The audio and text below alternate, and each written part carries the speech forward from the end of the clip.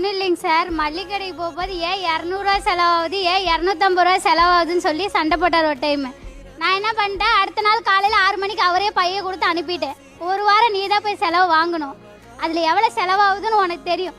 இவ்வளோ செலவாகுது, அப்போ விலைவாசி தான் ஏறிடுச்சு, அதுக்கு நீ என்ன பண்ணுவ அப்படின்னாரு. இனிமேல் உனக்கு பலகாரமும் வராது, எதுவும் வராது, இனிமேல் விலைவாசி தான் ஏறும் தவிர நீ சிக்கனம் பண்ணணுன்னா நீ எதுவுமே கேட்காத அப்படின்ற. அதுலேருந்து நான் எதுவுமே கொண்டு போய் கொடுக்கறதில்ல. ஒரு டைம் அப்படி தான் சோப்பு ஏன் இவ்வளோ கரையுதுன்னாரு.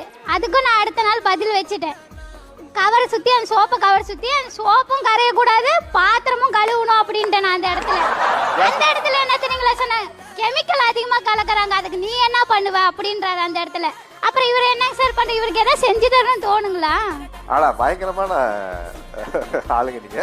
சோப்பு பிளாஸ்டிக் கவர் கட்டி வச்சு தேய்ச்சி குடிக்க சோப்பு கரையாம இருக்கு. அப்படியும் பண்ணாருங்க சார். ஒரு டைம் கடையில் 2 பேருமே டைப் ரைட்டிங் தான் பண்ணுவோம், பேசிட்டு தான் பண்ணுவோம். ஒரு டைம் சும்மா தானே இருக்கேன், சரி நான் போய்